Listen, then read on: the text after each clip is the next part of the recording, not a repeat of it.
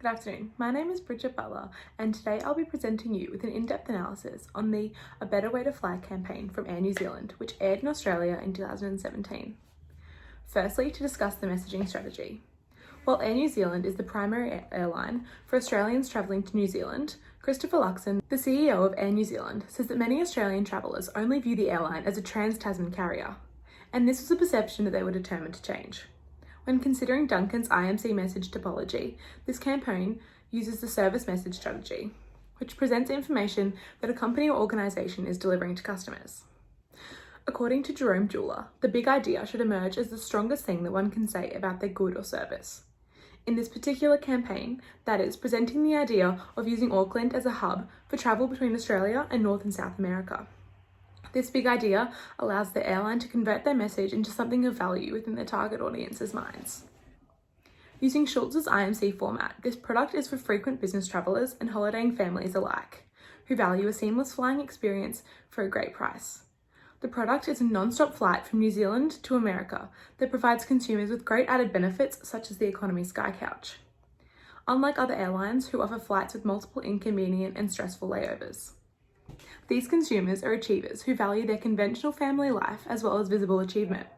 According to consumer insight from Google and Focusrite, only 9% of travellers always know which airline they're going to book with prior to researching, and 2/3 of elite loyalty program members say that they would pick a different airline for a better price, schedule, or route.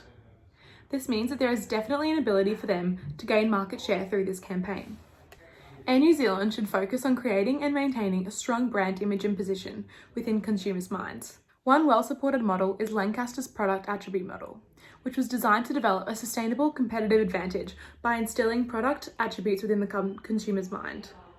This model involves an awareness of 4 criteria: the target market, how the product is different from competitors, the value of this difference to the consumer, and the ability to communicate this difference. If they were to successfully implement this model to create a strong brand position, this would greatly help them in their efforts to gain market share. Now on to creative strategy. This ad employs Dave the Talking Goose, who is voiced by Aussie actor Brian Brown, which helps the campaign to use a humour appeal as well as a demonstration and personality symbol execution types. The writers use funny, light-hearted quips that poke fun at the rivalry between Australia and New Zealand, with jokes about pavlova and rugby union, both of which are heavily debated topics between the two countries. They have done this to ensure that the ad is as entertaining as it is informative. In the ad, Air New Zealand mascot Dave is catching a flight to LA, allowing him to demonstrate the whole flight process from check-in to arrival, showing the seamless experience of travelling with Air New Zealand, as well as showcasing their unique economy sky couch, while still keeping viewers entertained. The humour appeal of their ads is something that Air New Zealand are famous for, making the decision to use this type of appeal very appropriate for maintaining their brand image. Whilst the creative strategy is very effective, if they place more emphasis on the product attributes, they'll be more able to ensure that their message is heard by their consumers. On to the media strategy. For this campaign, a 1.5-minute television slot is the main media of choice. There are many benefits to television advertising, such as a strong penetration to target demographics, immediate trust with the audience, and a mass coverage. However, there are also downfalls to choosing to advertise on TV, such as the ability to channel surf, consumers becoming numb to brand messages, and extremely high costs, with some TV advertising costing upwards of $2 or $3 million. If a company was to choose to spend the extra money to get their ad on TV during a prime time or during a certain show, they can almost guarantee that they'll be reaching their target audience. However, if they were to combine this TV ad with a social media campaign, they'll be better able to reach a specific demographic. There are a number of ethical codes outlined by the Australian Association of National Advertisers that are put in place to ensure that advertisements that consumers are seeing are honest, appropriate, and fair. These codes apply to all advertisers and set the standard for advertising on various media channels.